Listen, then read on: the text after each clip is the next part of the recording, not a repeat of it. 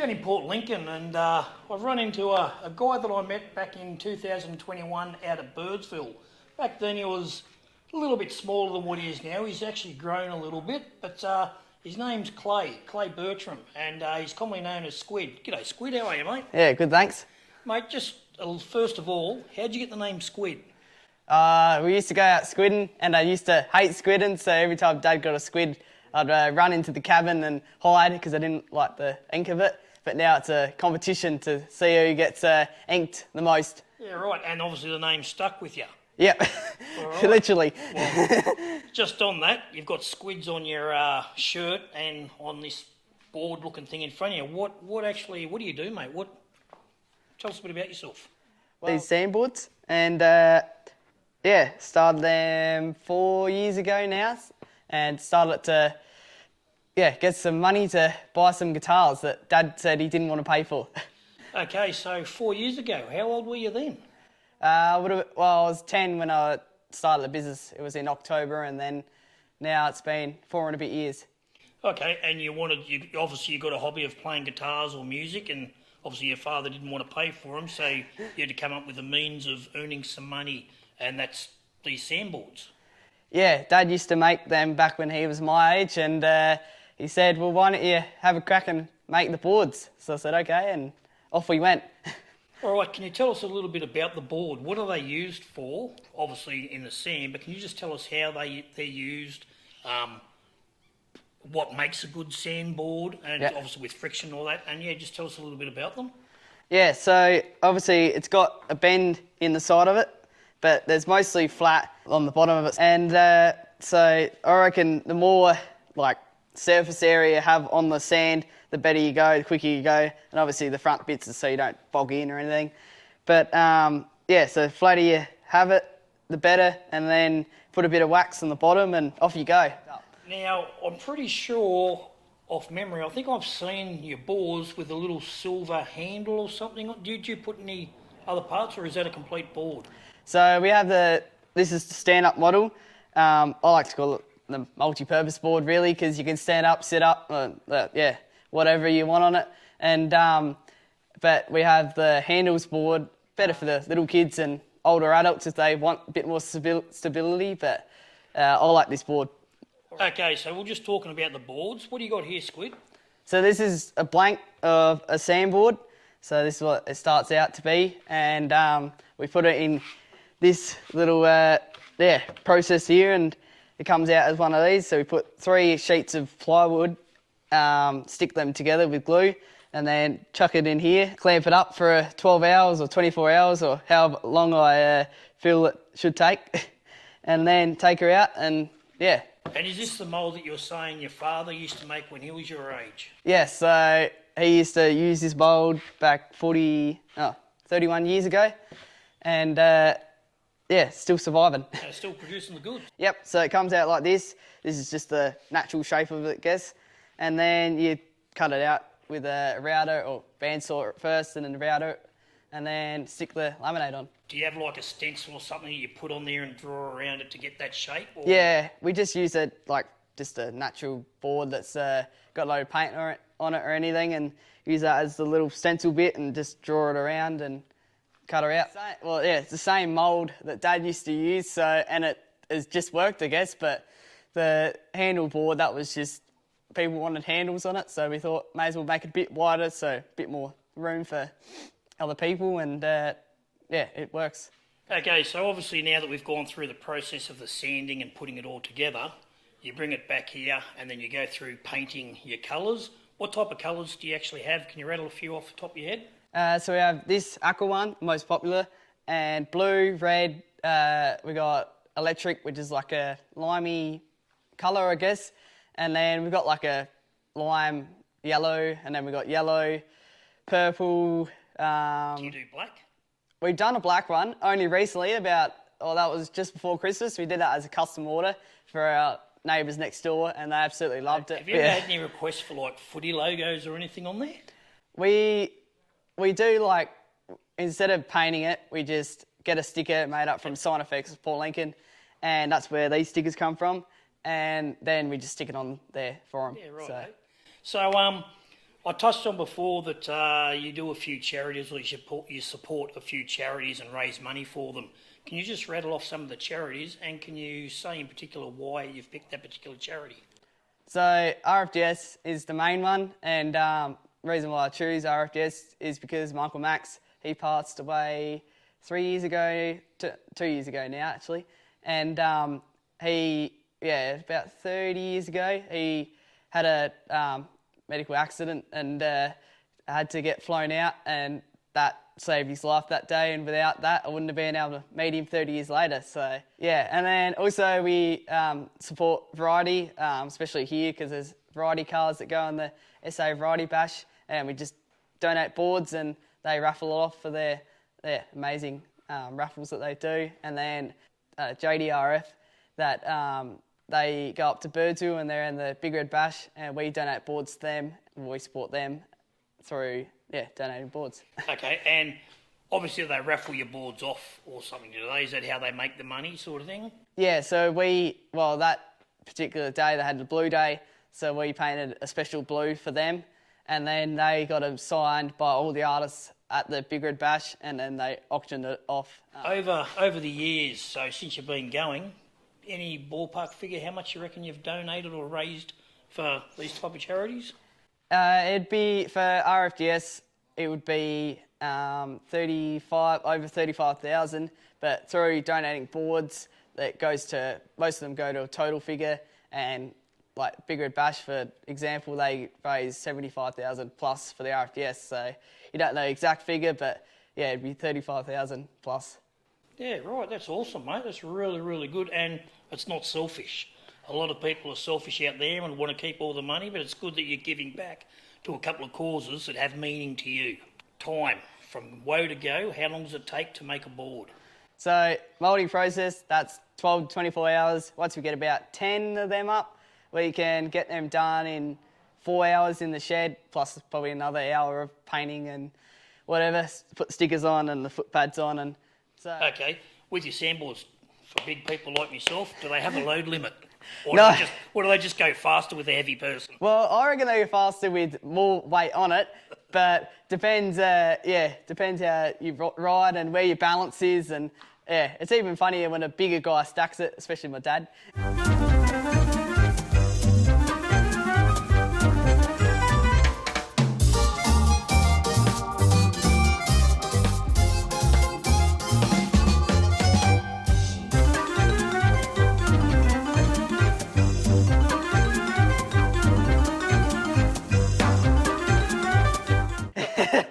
But yeah, the more stacks, the funner it is.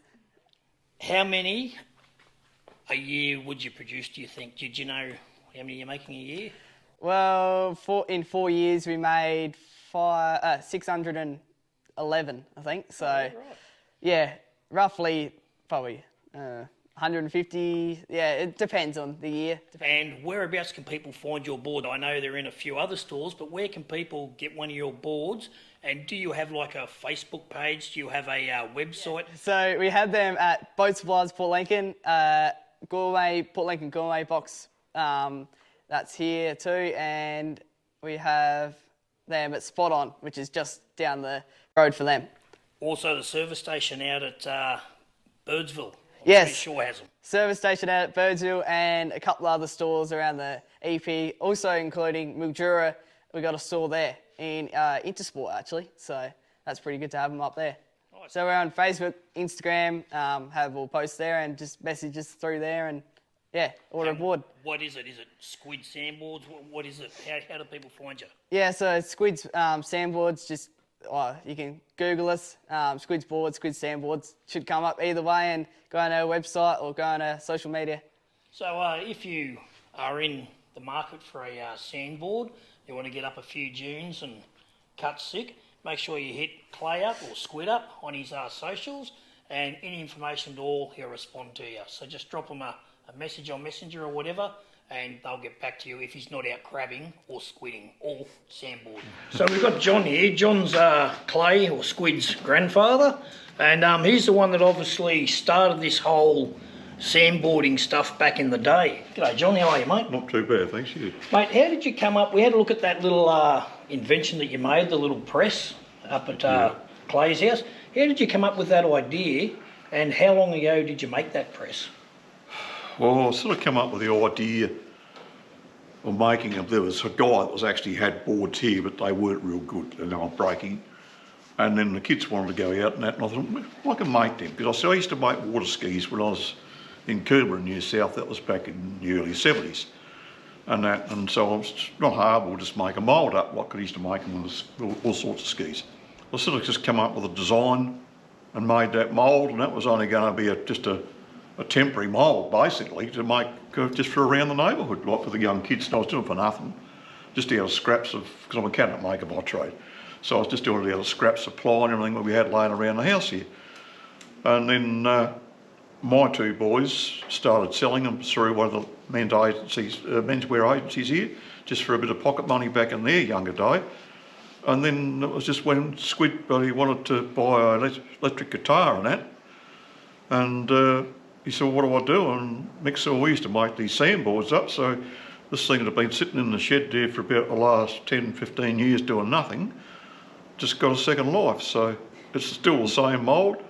And it's probably had somewhere around about 700 odd boards go through that one particular mould, which is a bit surprising, seeing it was only going to make half a dozen or something. It's funny when the kids grew up that you never just gone, well, I've got no use for it. And well, I just sat in the shed and I just sort of got to the stage where, you know, it just sat there and got on the road quite a few times. It probably should have gone to the dump many years ago, but it got resurrected and, yeah. Well, obviously the craftsmanship is in the genes. Obviously you being a cabinet maker, and Mick doing a little bit of handiwork stuff. Squid's obviously picked that up and run with it and continue it on sort of thing. Yeah. You must be pretty proud of Squid, like most kids aren't that way inclined to get out there, be a bit of an entrepreneur and do well with himself sort of thing, but he started, 4 years ago? Yeah, I am proud of him. Like, you know, as he said, that was November a couple of years ago, and he said, oh, if I sell 30 before Christmas, Pop, he said, oh, I've got enough money to buy this guitar. And I said, you're bloody dreaming. And then he sold somewhere about 40 odd, which really surprised me, like, you know, I could not believe it. Thanks for your time, John. Appreciate it, mate. And thanks for letting us come in and have a look where it all started and where Squid got his genes and stuff from. But thanks a lot, mate. Really appreciate it. I appreciate it. Yeah.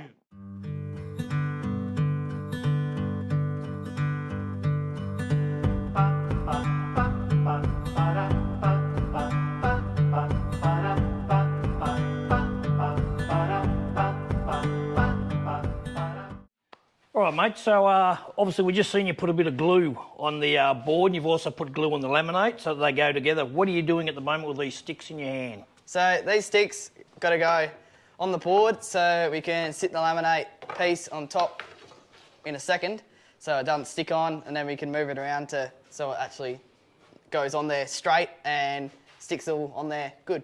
Now, is it any particular type of laminate? Is this like the stuff you find on a kitchen bench top, or like what sort of laminate is it? Yeah, well, exactly the same stuff pretty much. So once we slide all these sticks out, we stick it all down, then and then we stick it all down. And you're just getting the air bubbles out of it at the moment? Get all the air bubbles out so it sticks. Now, you went through the process at your house about the board sticking together 12 hours to 24 hours. How long does the laminate have to stick for before you can start ripping around on it? We can start doing it right now. And we can do it right now. And obviously now you're just going to cut around the board to make it fit perfectly? So now we'll use the router and another router and then sand it. Right. And, I could never settle down too far away from my hometown. With my family I am bound. I stick by them till I'm in the ground.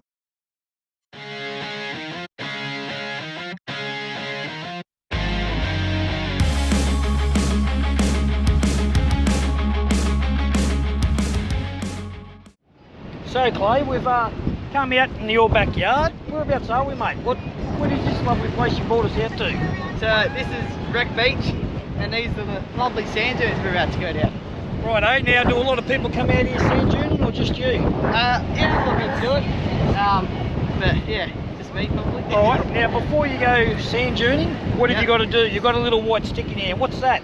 So this is just candle wax, just standard chalk candle, I guess. And just put a bit of squid light down your board, and then off you go. And that just makes the surface a bit more slippery, does it? Yeah, just a bit more slippery and a bit more faster. So what about baby oil? Can I put baby oil on there? Oh, everyone has their own techniques, but Probably no. not, because the sand would stick to it and it'd stomp you. Yeah. But I just thought I'd ask. All right, mate. So are you going down feet first? Are you going down bum first? How are you going to go down? I'll test it on my bum first, actually, and then we'll see how fast it is. Righto.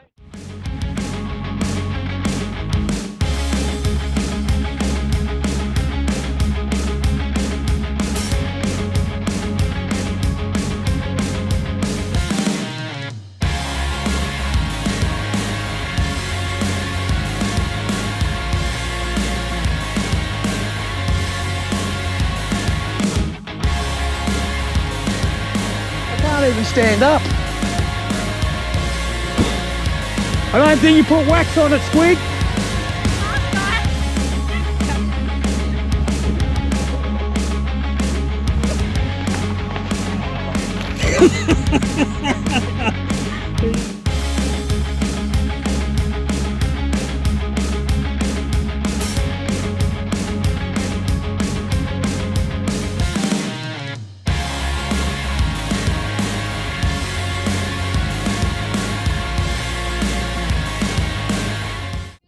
Never miss leg day.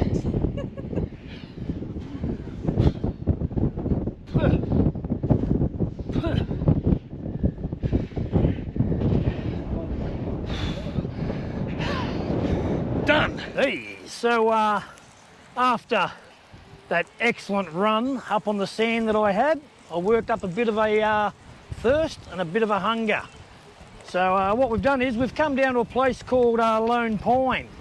And Lone Pine, as you can see, is a bit windy. However, it's only about 15 minutes out of Port Lincoln. And I've decided to cook up some good old bangers and onion on a bit of bread. But have a look at my view of my kitchen. How good is that? Nice fresh salt air in the face. And look at that view. Not a single person in sight. Does it get any better, I ask you? Thank you, Concept Canopy, for providing me with such a state-of-the-art setup and allow me to live the best life I can.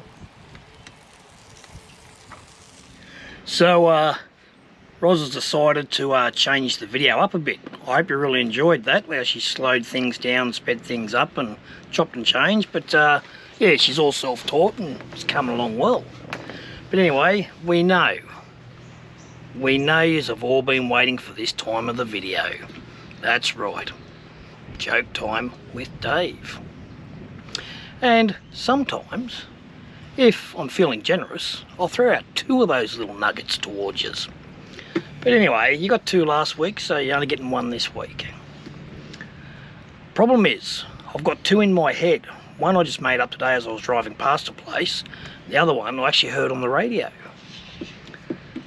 So, anyway.